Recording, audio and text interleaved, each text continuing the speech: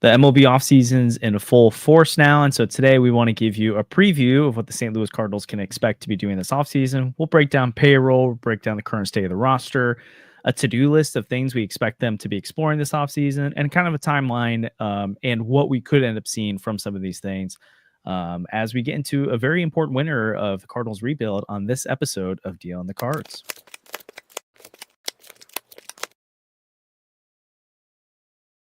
Welcome back into Dealing the Cards. Josh and Andrew today. No Sandy today, but excited to do a little bit of a off-season breakdown. Of course, we've been having conversations about the Cardinals off-season, where they could be heading for quite some time now, so none of that's news.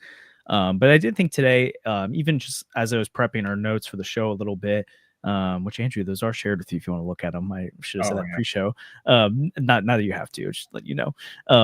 Some show talk there for everybody. But as I was just kind of looking at the payroll breakdown, kind of putting out there what a current projected lineup looks like right now, rotation, bullpen, it starts to contextualize where's this team at right now?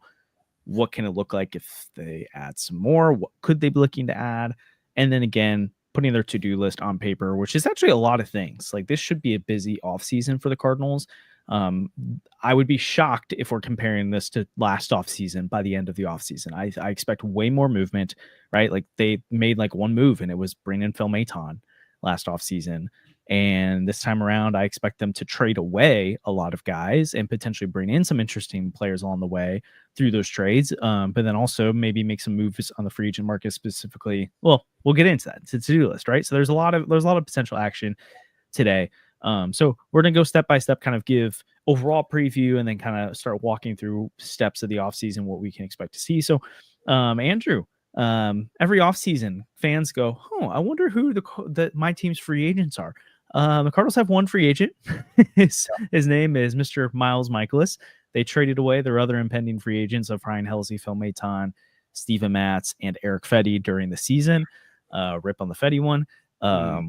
We were on it, so we can at least claim that. Audio, you can see our smirks. You can't see our smirks on our face, but we were on that. That's tough. Anyways, so were a lot of people. We were the only ones. But yeah, so the Cardinals only have Miles Michaelis coming off the books. And yeah, it's kind of weird to think about that you only have one free agent. Usually you've got a little bit more action. The same in 2023, and it was like Waino who's retiring, so that doesn't count anyway. Yeah, and like Corey Dickerson. No, was he on the team in 2023? No, it was 2022. I feel like I had another guy. Everybody else. There's the same thing. Yeah.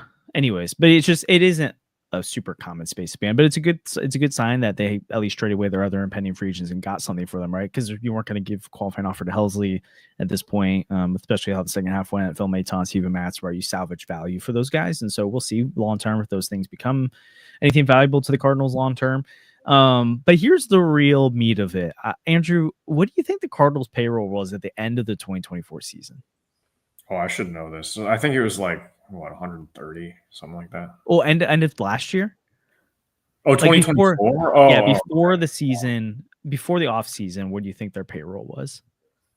Like 165, 170. 183 was the end of 2024 payroll. Going into opening day this year, they hovered around 150 million. It just kind of depends where you're at. Currently, the Cardinals are sitting at about $124 million payroll, Andrew. Quite the decline, about a $60 million decline in payroll commitments going into this offseason. So again, for listeners listening now, $124 million is what the Cardinals are currently projected at with their arbitration projections, courtesy of MLB Trade Rumors. They do a great job of projecting those year to year. They do have a quick savings that I think they'll probably take with about $4.2 million. Actually, might be a little more than that with John Kane and Jorge Alcala, assuming they don't extend them offers and allow them to hit free agency. So that would put them actually right under $120 million in committed dollars at the moment. And then between Arenado, Gray, and Contreras, who they're open to moving all three of them, that's about $75 million in payroll right there. Now, they're not going to clear all $75 million if they traded all three of them, right? Like Arenado, they're probably going to eat a significant chunk of it. So they're actually probably going to eat more than they save, but they will save money on that. Sonny Gray, that's $35 million, and I would assume they have to eat a little bit of that in order to move the contract, especially if they want something in return. Wilson Contreras, I think they can move the contract straight up, but if they want to get a little bit in return, maybe eat a little bit of it. So when it's all said and done, I think we're probably expecting the Cardinals, once they pursue some of those deals, to be sitting under $100 million in payroll commitments. And that doesn't include if they wanted to move up Brendan Donovan, who's due about $5.5 million in arbitration. Nuke Barr's due almost $6 million. Gorham due almost $3 million. So between the three of them, that's about $14 million in payroll. So again, $124 million currently on the books. Pretty much guaranteed they're going to save $4 million from Alcala and King. Then you have an extra $75 million potential savings from Gray and Contreras and Arenado, and another $14 million that they could save from Donovan, Newbar, Gorham, which I don't expect them to move all of those guys, but they could. I guess before we kind of go into a breakdown of what the team looks like on paper right now and what their offseason to-do list can look like, don't necessarily get into the weeds too much of who they might be trading, but are you expecting here? I guess here's the question, leading question. Do you expect the Cardinals payroll to be over under $90 million in 2020? Actually, start 100. Over under 100. Under 100 million, I think. Under, okay. End up being, but I don't think they're going to get down under like 90 and be like, what were the Marlins payroll is still like over 50, isn't it? Am I wrong there? Oh, yeah. I mean, that's way. I think the lowest payroll in baseball is now like 80 range. Because I remember there were like teams that were making less than like Anthony Rendon AAV wise. Oh, they have 67 million committed. Yeah. Miami's the lowest at about 70. So yeah, because I don't think they're going to get into the Nationals even have 100 million. Who are they paying?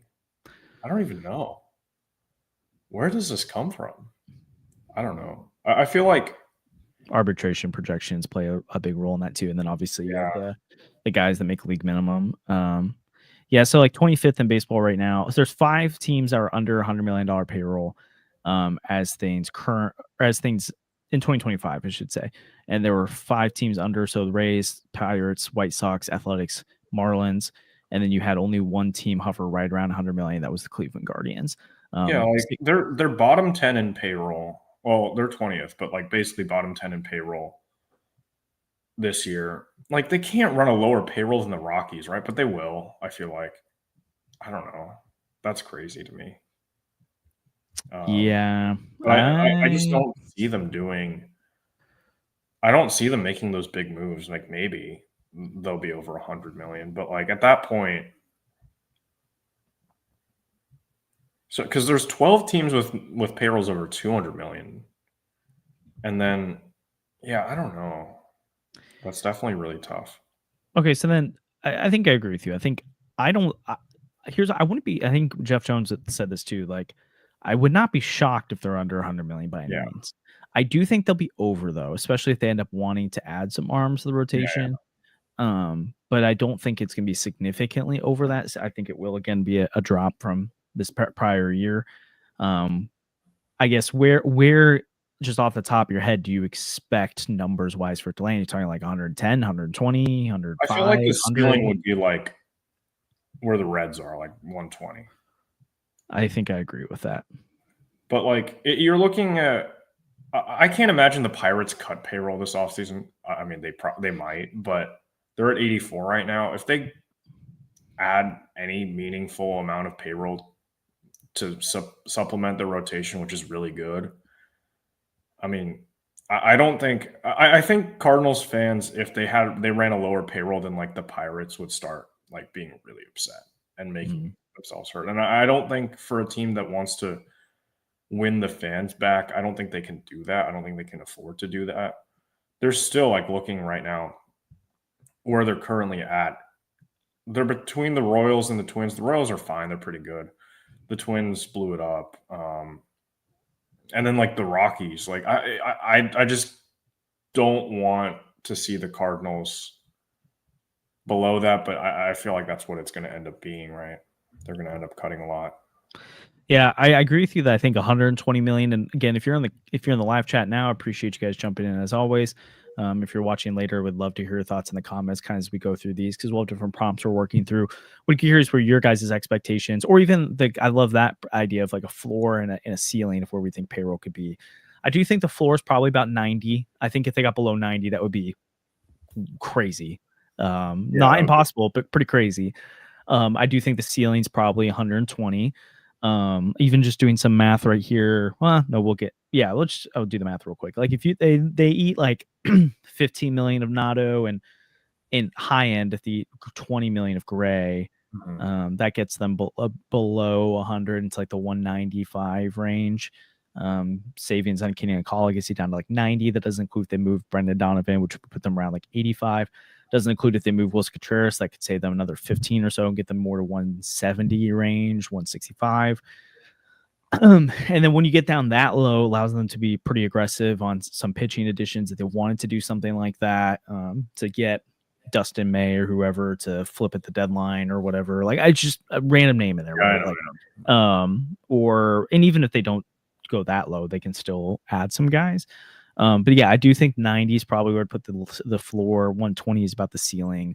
But yeah, I will get into some of the priorities here in a second. But I do think it's probably worth looking at their starting lineup right now, bullpen and rotation, because I think it kind of shows you where the needs are. So if don't pay too much attention to the exact lineup. I mostly just try to fit the 9 top guys and bench, and then same with the rotation. The order doesn't really matter, or bullpen order doesn't really matter here. I'm assuming, I'm taking the liberty to say this, I think most people would agree, I'm going to put JJ Weatherholt in the opening day lineup, and I'm going to take Nolan Arenado out of it. I think we can pretty much guarantee those things. I'm also going to take Sonny Gray out of the rotation. I think it's more likely than not he's traded at this point. I will leave Wilson Contreras, and I'll leave Donovan, Nootbaar, all these other guys there for now, because we can talk through the potential of them being moved. But as things currently stand, the Cardinals roll up. This is a projectable lineup for them in 2026. Again, order, I did not put thought into it, so please don't critique that part. But third base, Brendan Donovan. Catcher, Ivan Herrera. DH, Alec Burleson. First base, Wilson Contreras. Second base, JJ Weatherholt. Shortstop, Mason Wynn. Left field, Lars Nootbaar. Right field, Jordan Walker. Center field, Victor Scott. I think it says a lot that I wanted to put all 3 outfielders at the very bottom of the lineup. I think it tells you something about the state of the outfield offense right now. Bench, you're looking at something like Nathan Church, Nolan Gorman, Jose. I would put Donovan in left and bench Walker, or send Walker to AAA and put Gorman. Oh yeah, I think it's anyways. Walker could definitely end up in AAA. I'm just putting in the projected lineup right now. I don't think Walker should be anywhere near the big roster at this point. But here, let's fly through the rotation bullpen. Let's talk about that, because I do think it's a fair conversation to be had. And potentially informs if you're going to add position players too to the mix. But so again, Nathan Church, Nolan Gorman, Jose Fermin, Pedro Paez, Jimmy Crooks can be in that mix. There's other guys. And then you've got a rotation minus Sonny Gray that looks like Matthew Liberatore, Michael McGreevy, Andre Palante, Kyle Leahy, and then some kind of Quinn Matthews, Summer Bursa, or someone in the 5th spot. Now, I think we can all confidently say, and Chaim Bloom said this multiple times, they're going to look to add multiple arms, and that tells you why. Bullpen wise, you're looking at Riley O'Brien, Matt Sabanson, Jojo Romero, Ryan Fernandez. For right now, John Keane, Jorge Alcala, Gordon Graceffo, and Chris Roycroft. Obviously, there's a lot of other options that could emerge, especially young bullpen arms. Like there's plenty of guys that have been in Memphis or Springfield the past few years that could end up getting into that mix, like a Luis Castellon, Andre Granillo, who we've seen before. There's other names as well that could fall into that mix. So let's talk about the lineup right now. So Andrew, you pointed out, I would say if we were like doing graphics right now, this would be the graphic I'd pop up, is where will Jordan Walker be in 2026? Will he be with the Cardinals organization? And then if he's with the Cardinals organization, is he on the opening day roster, or does he start the year in Memphis? I do feel like right now, I know you alluded to, and I agree with, like, if you were to tell me today where should Jordan Walker be, I'd say Memphis. But I'm totally leaving open the possibility that they gave him a game plan this year. He's worked through it. They clearly made some changes midseason, and Himes talked about this. He's like, of course you would rather have seen him play better down the stretch with this new plan, but the point was get him a head start on it so that he can start working on those adjustments now, then give him a full winter and see what happens in camp. And so I think if, again, spring training stats don't matter, but if they look at what Walker is doing in the cages, working with Brant Brown on the field, all that kind of stuff, and they like what they're seeing, then yes, Jordan Walker should be your opening day right fielder next year. Because again, for as much as I'm down on Jordan Walker right now, he still has one of the highest ceilings on this roster. And so you don't think you just cut bait on that for nothing. But to your point, Memphis is a great option, and I think they should strongly consider starting him there. in 2026 if he's not ready yet. So, what are your thoughts on the Jordan Walker scenario here? I mean, he has one option year left, and if you're not using that next year, then I mean, great, I guess. But like, you're not going to use it ever again, probably, if he ends up being good. So I don't really care about that. And then if he's bad and you want to option him again next year, then you're just cutting bait with him. You're going to just non-tender him at that point or trade him, because at that point, like, what are you going to do with a guy like that? Honestly, like, we've seen some of these top prospects. I think Jared Kelenic comes to mind as one of the guys, but even he was like okay for a time. Well, to be fair, Walker was 2 years ago. His rookie year. Yeah, when he first came up, but then like he never really adjusted. Like, Jared Kelenic was terrible when he came up, and then he started to find some more success, and then it was kind of on or off. So I think you're misremembering that a little bit, because he had that hitting streak. Like when he came back, but that was June. Like he played June, July, August, September, and had a 120 WRC plus as a 20-year-old, like 21-year-old. Like that's incredible. So like that's the reason why myself and many others were looking at 2024 as like, dude, Walker, like this dude is next. And then he was next on the road to Memphis again. It was bad, but Walker has proven to be good before. Is either you need to not let me pick Jordan Walker in the war draft next year, or just not do a war draft, because I feel like that always ends badly for somebody. Yeah. But tough. Well, anyways, I'm totally fine with people being out on Jordan Walker. Not at all trying to convince anyone he's going to be good. I don't even know what I believe on Jordan Walker at this point. I just think like, I think we can all agree unless someone's going to offer you something really good right now, whatever you could get for Jordan Walker is not worth giving up on. No. And so there's no reason to give up on him right now, but there's also no reason to put him in pen on this roster, let alone a starting role in 2026. And if he's not starting for you in 2026, then yeah, he should be in Memphis getting every day at bats.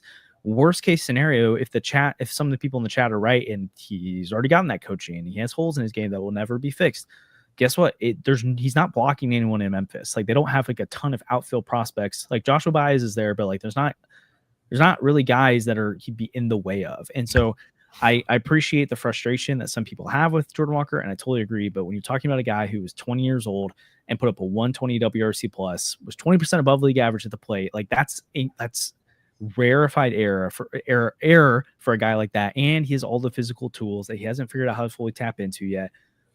Sure, he might be gone at some point, but I really doubt it would make no sense to me to cut bait without at least seeing what happens in Memphis. And again, yes, he got that outside help last year, but it's different. And they are replacing their hitting coordinator this year. They're making some significant shifts on the hitting side of things, like they did with the pitching side of things last year. I think it's fine to run it back, especially in a lost year, a rebuild year. Like, you don't really need to do anything with that, but he just needs to learn how to put the ball in play and see what happens. But anyway. That's what I was told.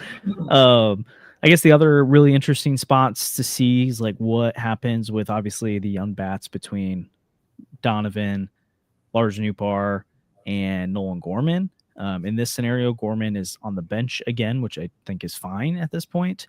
But Lars Nootbaar, I mean, I guess so. I put him in the opening day lineup. The odds out Lars Nootbaar is in the opening day lineup are actually pretty low. So you're actually probably more looking at Burleson in left field, Gorman at DH, with Nootbaar coming back sometime mid-year, or at least early in the year. Who knows? So it'd be interesting to see how they handle that. We can get into the potential guys they move, but I think we've talked about potential of Nootbaar not being moved at this point because of the injuries. Let's look at the JJ Weatherholt side of things so we can move into the rotation and bullpen. What would you say percentage-wise odds are that he's on the opening day roster at this point? Probably like 85, 90%. I feel like that's pretty like set there, unless he just has like an awful spring or something. I think he'll be on the opening day roster. There's no reason to protect some of these guys if you're worried about 40-man depth. Like, none of these guys really matter if you're like Jose Firmino, you'll cut bait with if it means JJ is going to get a chance. But I think they're going to be pretty aggressive with him. We've seen a lot of these guys from that draft class end up not getting rushed, but like getting promoted pretty quickly. And he's had an extra year or so than some of these guys. And I think he'll end up, like, if he has a decent spring, he'll end up being on the opening day roster. Yeah.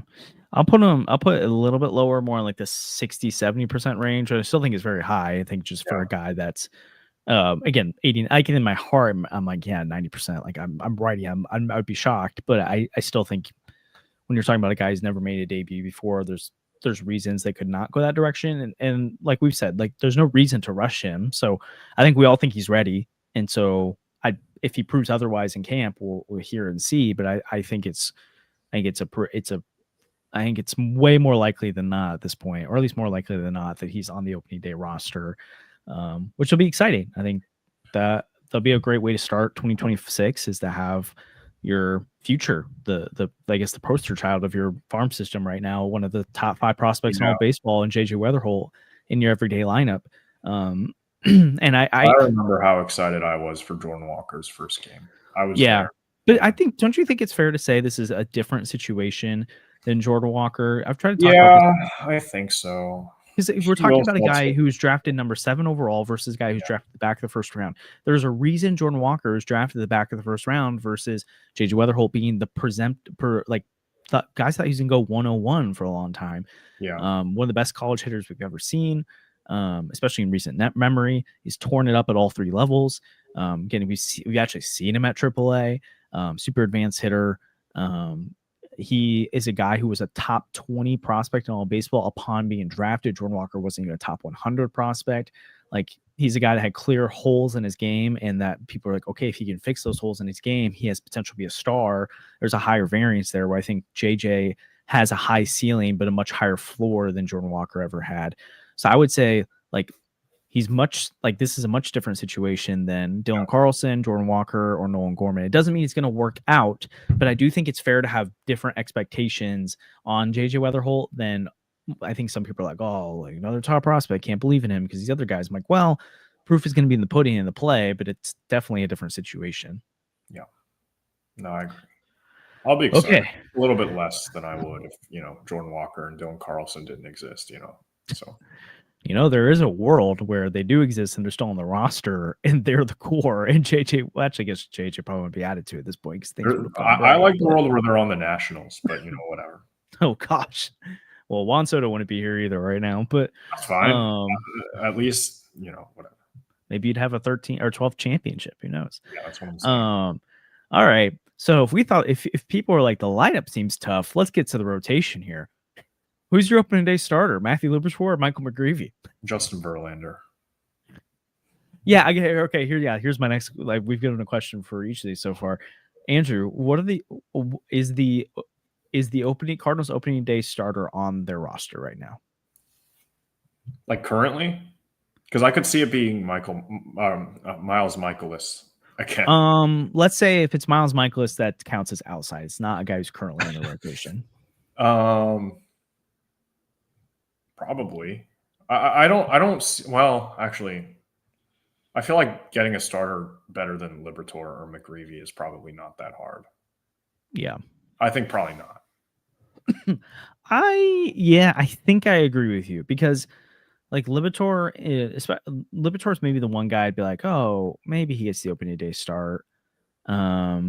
Again, Sonny Gray could still be here, so he could be the opening day starter. I'm baking in this scenario we're going to get to in a moment that it's a foregone conclusion. Nolan Arenado is not a Cardinal anymore, and it is very likely that. What if they trade Nolan Arenado for like a bad contract?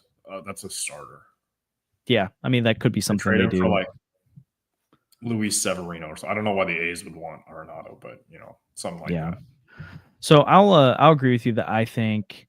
We'll get into. I know there's some people already throwing targets out in the chat, so we'll talk about that, what their to-do list is in a moment, and we'll talk more about specific names. But I'll agree with you that I do think it's more likely than not that they have a starter from outside the organization making the opening day start than Liberatore or McGreevy or Leahy or Palante. Miles Michaelis was still their opening day starter because he was like hurt for the first week. Yeah. Here, I guess here's the I'd say the most likely person actually out of all those guys. Well, I'd say Matthew Liberatore's. Actually, here, I'll ask you first, and then I'll give my opinion. Who do you think is the most likely of their current options to be the opening day starter?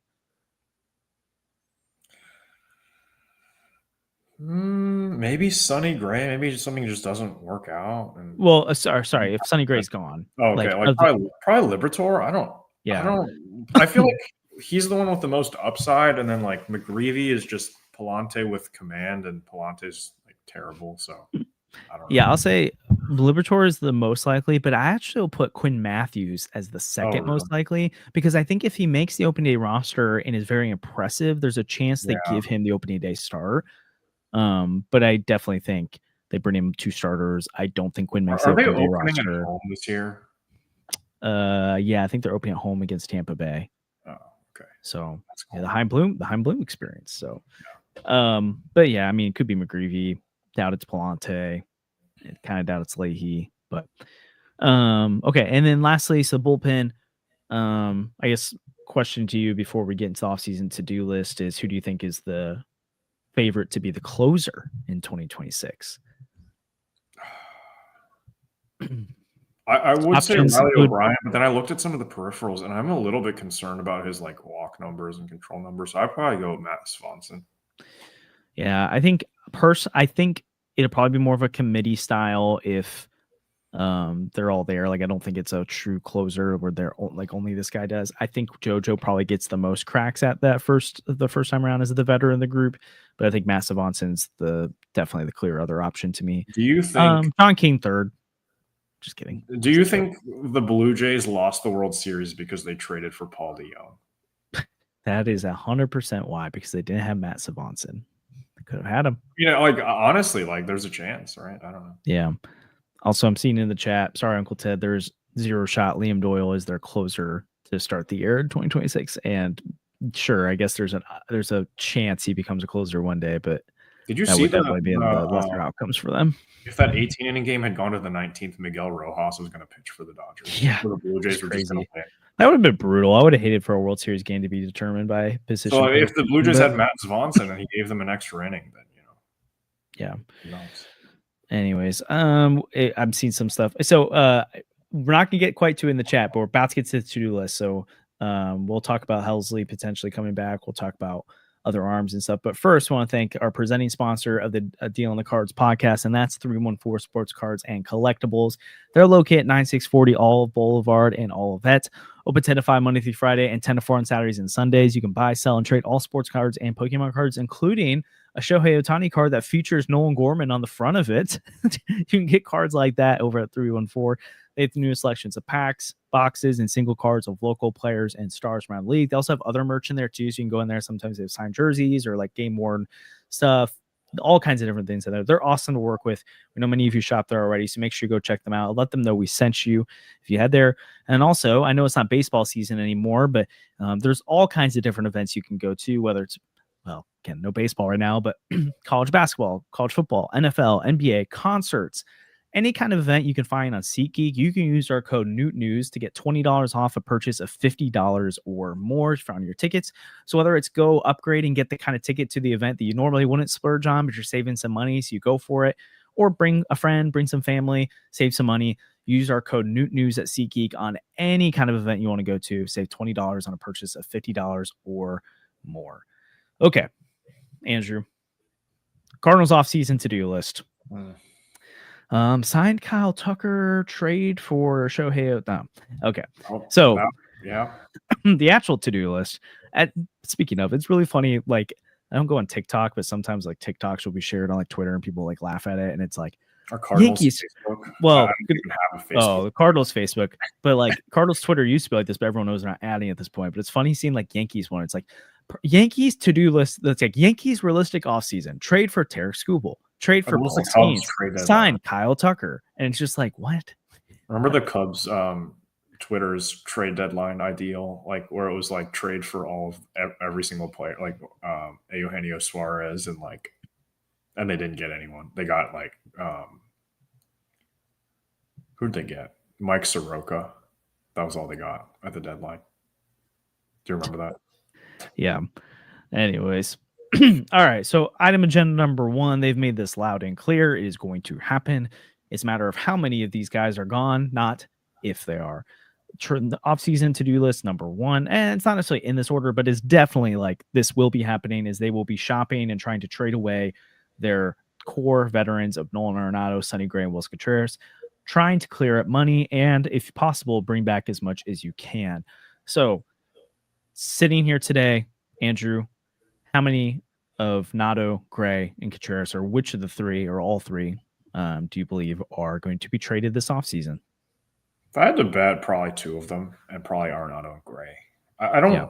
Jeff gave, like, when he was on a couple weeks ago, Jeff Jones gave a bit of like a different perspective of why Contreras wanted to stay, which I thought was interesting, where it was like he doesn't want to feel like he's unwanted or whatever, and like the Cardinals dump him after something like that, which makes a lot more sense than he just really likes St. Louis and he really wants to stay after all of the nonsense that went down in 2023. But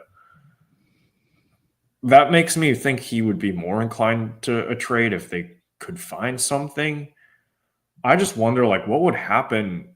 Because then you're like short a position player. You're going to have some random guy, like even if JJ is here, even if you keep Brendan Donovan, Nootbaar, Gorman, and whoever, you're either going to have like Gorman and Walker in the lineup every day, which is scary, or you're going to have to like go out and sign a position player, or have Pajes start. I guess, man, that would be frustrating.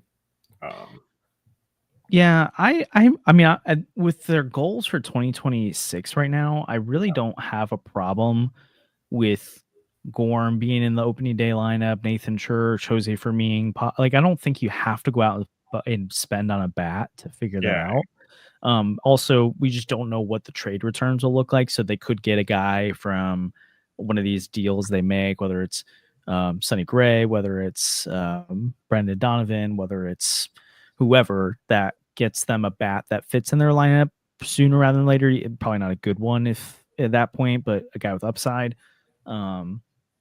Yeah, Nootbaar potentially being out for the beginning of the year makes it a little bit interesting, I would say, at the very least.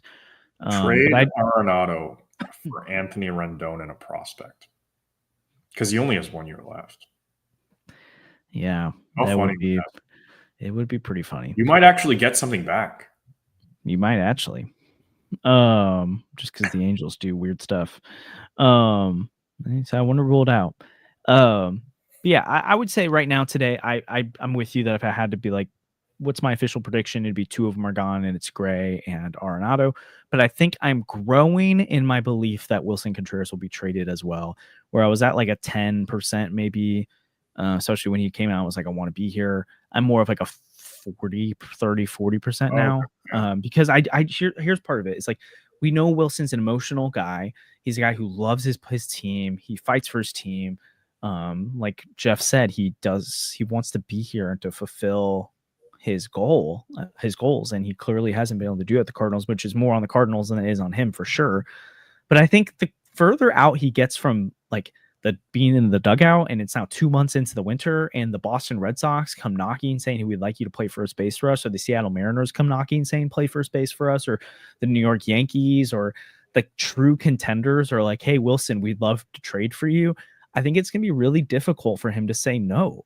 And so that's where I'm saying I put the odds a lot high, like closer to 50% now that he's gone. I would say just under, because I do think he leans. What was that? Is this upcoming season his last year? Or he's got one more guaranteed year and then an option year after that, a club option. So I just personally think there's going to be teams out there who want to add Wilson Contreras. And so there's a chance that that's the guy, because like Josh Naylor is probably going to want a multi-year deal, right? And so is Pete Alonso and these guys. And so for teams, especially with this lockout coming, they might feel a lot better about committing 1 year to Contreras in 2026, figure out what 2027 looks like, and then you've got a club option for the 2028 year if the economics change significantly. So I do think he'll be a guy that teams want. The Cardinals, I am 100% confident are going to be shopping him, so there's no doubt about that. And they'll present deals to him, and we'll see if he accepts it. Gray, I feel like it's 70% chance he's gone, 60%. And Nolan Arenado, I give it a 99% chance he's gone. So it might take a while, though. Yeah, that if he's back on the, I don't even know. There's going to be people calling for Bloom's head already, I guess. Yeah, I mean, I think it's pretty clear though that he understands he's got to Like he wants out, they want him out, and he's going to open up his options. And it just might take some time because there's going to be there's no way he's the number one target for teams. So you're going to have to let the market play itself out. I don't think it's going to have to take till a team that like is cheap. If like the Orioles wanted a third baseman, which I don't, is Gunnar at short or third? I don't know. Doesn't matter. So what teams do you see as potential Nolan Arenado destinations? I don't. Not the Dodgers, I guess.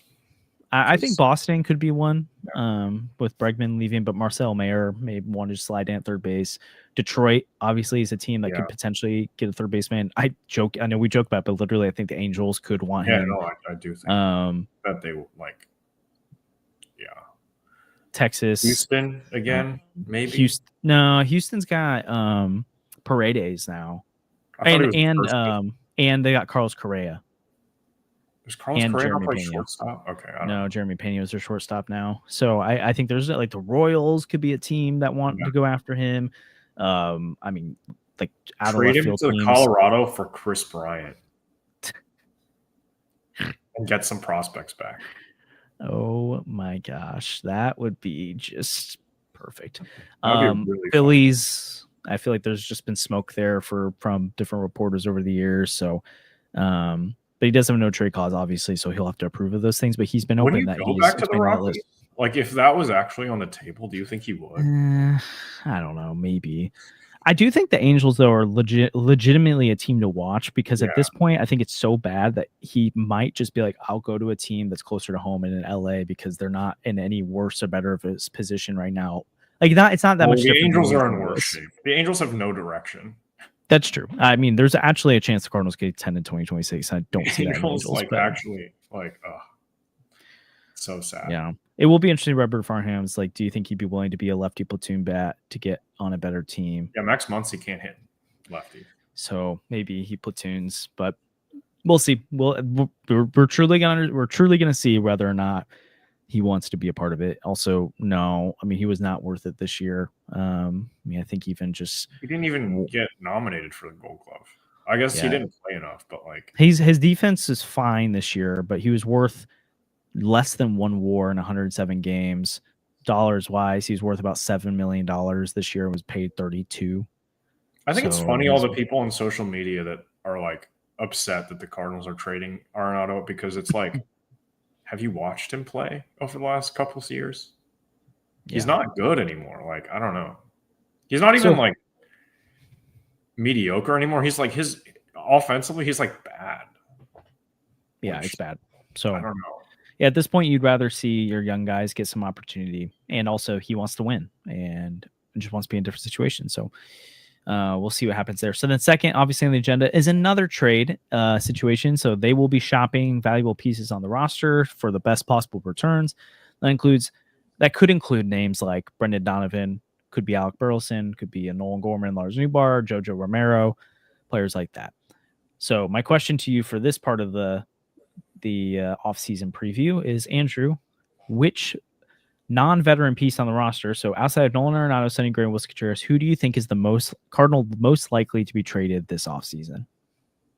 I mean, I don't want it to be, but it's Brendan Donovan, I think, pretty clearly. Yeah. Which is annoying. I don't like that. But it sounds like, I don't know, maybe the organization like ruined the relationship over arbitration. Maybe you can ask him that. Maybe we can on the charity stream. No, I'm not going to ask him $10 to charity. If someone donates $200 or more on a super chat, we will ask Brendan. But, but can't guarantee he'll answer it. Yeah, I mean, I do think Brendan Donovan's the most likely to be traded. He might not even be on the team by the time we do it, which would just be so sad. Yeah, which we've got to. We'll make sure we'll honor him well, even if he's not on the team. But Cardinals hate charity, apparently. But no, seriously. So Donovan, I think, is the most likely to be traded of the crew. I did think it was interesting. MLB TR does their top 40 trade candidates every year, top 50. I think the number can change year to year. They had Brendan Donovan as number 3 or number 4. And it was not just that he's the most valuable, but that's one of the reasons he's the highest up there. But it was a combination of most likely to be traded, most valuable, and all that kind of stuff. And so yeah, Donovan is the clear trade candidate right now. I think the Cardinals are probably going to move him. Jeff Do you Jones think brought up they a good would point. sign some random Brandon Crawford if they don't have Donovan's like supposed whatever veteran leadership in the clubhouse? I think it probably depends on if Wilson Contreras is there or not. But if I not, feel like they still like him there. Like, do you think they would go? I don't even know. Like, I haven't looked at the list of like random guys. Would they sign like Kike Hernandez and then trade him to the Dodgers at the deadline? yeah, I mean, I think an outfielder would make sense considering Nootbaar is going to be down to start the year most likely. Scott obviously wants to play as much as possible, but offensively was not it this past year. Jordan Walker has huge question marks around him. You're not going to rush Joshua Baez, and Nathan Church isn't a guy that you have to play every day. So I think a veteran outfielder would make a lot of sense if Brendan They Donovan arrested was Emmanuel moved. Clase. What? Yeah, and what's his face, the Ortiz guy? That's crazy. Okay. Yeah, Anyway, Otani's next. no. What would you do if Shohei was arrested for gambling? For gambling, I don't know. Like, I don't look up to him as a person. I just like pitchers who hit. You want to move your head a little bit to the left or to your right to cover the shrine in your background. Make pitchers hit again, man. I don't know. Put Trevor Rosenthal one up there. Yeah, I mean, if he sends me one, I don't think they make those anymore. Anyway, so yeah, we'll see what happens. All that, I definitely agree. Donovan's most likely. I think Burleson is an interesting candidate because of the year he just had. Again, for me, I don't think you need to trade Brendan Donovan. I would love to keep him, but I think they're going to move him. Burleson, when we even talked about last episode, I'm not saying they have to trade Burleson. You definitely shouldn't sell low. I think he's just a guy you should be open to offers on. Gorman, I think if they trade him, I think it's because they're done with the experience. I don't think it's because they think he's all that valuable. Nootbaar, I think it's pretty much guaranteed he's here. JoJo should be a guy they look to trade. Very clearly should be shopping him, but we'll see. And then number 3 on the offseason to-do list. Again, there's other things we could add to this, like relievers. Like I saw someone talk about Ryan Helsley, and we should talk about that at some point. Obviously, like you mentioned, a veteran outfielder could be something, or a veteran position player if they move Brendan Donovan, some of these other guys. But in the wise words of John Mosaic, pitching. And I think it's pretty clear they're going to be looking to add patience, but whatever. Well, patience too. But I think 1 or 2 veteran or 1 or 2 starting pitching options are pretty likely to come into the organization. Again, looking at their rotation right now, Libator, McGreevy, Palante, Leahy, Quinn, Sem, like there's no depth there. And you're already foreseeing that scenario, one of Quinn or Sem and Leahy, who has never started before, into the rotation. Clearly, I think they're going to want some depth there. I would, in my mind, I'm guessing one of these arms is one that a little more upside. You could potentially flip at the deadline or keep around a little bit longer. Just not just a random guy. And then I think one of those guys you would want to feel comfortable potentially moving out of the rotation if Quinn or someone's ready to go, or Leahy, so you don't have to keep him out of the rotation. I have my veteran leadership guy too, by the way. Okay. We'll get to that in a second then. Do you think there's any chance Palante is non-tendered? I do not believe that. I think even in his down year this past year, he was war-wise worth what he's going to be paid this year. I know it wasn't pretty, but I think with the lack of options at this point, Palante is a guy they can throw in the bullpen. He can make starts. He can be that swing man. I think you got to keep him. He's not being paid much, so I really don't think it's worth cutting bait on. But yeah. So acquiring 2 starting pitchers is probably the big thing. I think, and maybe next episode is the one. I think I teased this one being the one, but I think a preview is in the cards for us. But I do think next episode we can start looking at some starting pitching options. I've been looking and kind of thumbing at different categories of players I think they could look at. But obviously the GM meetings are coming up soon. Thanks for expectations fans should have there is they'll look to gauge the trade markets for Arenado, Gray, Contreras, Donovan, and company. They'll maybe start to get a little bit of a feel of the pitching market and what they could potentially do in free agency, but I would not expect the Cardinals to be active at the GM meetings. Most teams really aren't in terms of actual moves being made. But by the time the winter meetings come around, you're talking about they should be executing on some trades, or at least getting the framework of those going, jumping on the pitching market. You've got the MLB draft lottery, which the Cardinals could jump up into the top 6 again this year. They are projected 8th, I think, right now. Now, if the Cardinals don't jump in the top 6, which I think is a really interesting storyline, we talked about this with Scott recently, they can be in the top 10 again next year. And so I personally think, obviously, if you can draft number 1, you do it. Isn't that a good draft class this year? It is, and Why so don't you want to pick higher? well, I think it's also deep. Like it's like it's Okay. not like, oh, there's just one. Like the guy from UCLA seems to be the presumptive number one right now. It's like obviously I wouldn't be mad if the Cardinals get a top 5 pick, but I do think it like if you think they're gonna be bad next year, I guess this is part of it too. If people think they're gonna be good next year, it doesn't matter. If you think they're gonna be bad again next year, it kind of I feel like it being picking 7th or lower, 7th or 8th or higher, lower, whatever you want to say, not in the top 6 makes sense because then you're eligible for the top 6 again next year. Based on the rules. If they pick top 6 this year, then they have to pick outside the top 10 next year. So, but yeah, so as we alluded to, GM meeting starting Tuesday, Rule 5 draft November 18th. We've got which happens Rule 5 deadline's November 18th, but the Rule 5 draft happens at the winter meetings along with the MLB draft. So we'll see what happens at that. So, I want, having looked into none of the draft prospects, which I probably will now that I have more college data and access to that, but I like Justin LeBron because it's a fun name. And LeBron. Yeah. I saw that on one of the things, but my veteran leadership free agent Harrison Bader is Justin Turner. It would be perfect. 41-year-old Justin Turner. How that funny would be funny. Justin Turner would be hilarious. And he's playing first base predominantly now, so imagine if he had to receive throws from it and win. How hard do you think he would throw it? That'd be quite the meme from Chaim Bloom, just to be like, Turner, you're going to have to do this. Or Paul Goldschmidt. He's also on the list. He was pretty bad. I feel like Goldie back to Arizona makes a lot of sense. But we'll see. He was not good in the second half this year. Yeah. I also think, I mean, assuming that I don't really see a world, even though I don't think it should matter, but I don't really see a world where they trade both Burleson and Contreras.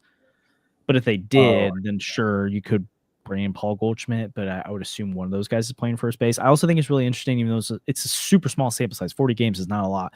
But in some of those games, he moved to first base. It wasn't like he played the whole game there. Yeah. But Burleson has a 140 WRC plus as a first baseman this past year. I would think it'd be interesting to get him run there. I don't really know how much that matters, though, like where position you're on. I feel like that is just small sample size. I think some guys it does matter because there's over the last few years, there's a lot of guys like Wilson and Burleson and stuff who just don't play well as DHs, which some of that's because I think that's the DH is more how I feel like DH is probably the hardest position to adjust to offensively, as opposed to if you're just playing somewhere in the field.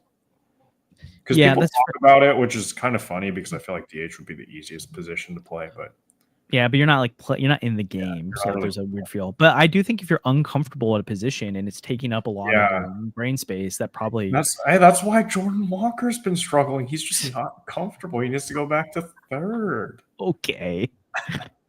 Whatever. But so I do think it's interesting. Bernie found Gorm was AK 800 OPS or something that as a DH last year, and so maybe part of it is Gorm just needs to stop playing in the field. And not that he should never play in the field, but maybe he should be getting run as a primary DH again. Which I feel like when he's been most successful in his career, it's been as a primary DH. But but I really do feel I know people are gonna be annoyed by it, but I don't really care to have veteran bats in the lineup next year. You can add one if you want to. There's not really a lot of guys in Memphis right now. Maybe my mid-year, end of year, there'll be some young guys you want to start seeing in St. Louis, but there aren't really right now. So letting Newt and Gorm and Walker play again, I know it's kind of frustrating, but I'd rather see if they got it than not, because it's not like you really have other options to go toward. So anyways, but yeah, that's kind of what the offseason outlook looks like. The Cardinals are in a weird position because I think in a lot of ways they're probably going to be reacting to the market. I don't really see a world where you can set the market with these. I think they're going to put a price on some of the guys they want to trade away and see if guys give it to them. And it'd be interesting to see if they have to wait on the free agent market to move before some of their guys can be dealt, or maybe the guys are traded for first and then the free agent market moves. But so do you see any, is there anything that we haven't talked about that you're watch out for? Someone mentioned in the chat, we didn't talk about Ivan Herrera at all. Do you think there's any world where they potentially move Ivan Herrera, one of those catchers like Jeff Jones talked about? I don't think it'll be Herrera. I think Herrera has too much upside to be traded. Agreed. But maybe I wouldn't mind if they traded Pajes, or if they traded like Bernal and got something like Real back, they could do something like that, which they could bring back more. Yeah, like this Edward Cabrera or pitchers, just young arms. Like maybe there's a world where they move Bernal and other stuff and go after one of those arms, or they flip him, like do like a kind of not rare but not super common prospect for prospect type trades, where they go target some pitching in some minor leagues to someone else and give up some catching depth. I do think Ivan's probably the least likely to be dealt, and I think Pajes is probably the second least likely, not because I think they value him, and I just don't really see them getting a lot when I think you probably get more for Jimmy Crooks or Bernal. I do think this is interesting to address. Meant to do earlier. I don't see Zach Allen or any of the they all require comp picks, and so I highly doubt the Cardinals would give up their second round pick to sign one of those guys at this point. Lucas Giolito, though, I do think is an interesting name. Already mentioned Dustin May, Tyler Malley. There's guys that are upside arms that won't cost you a draft pick to sign. I think they could go after. And Paul Skeens doesn't cost you a draft pick. He would just cost you your entire farm system. Michael Lorenzen, yeah. But I do think at this point, I don't know why we didn't think about this when we're talking to Jones and some other people about, what if the market falls to them?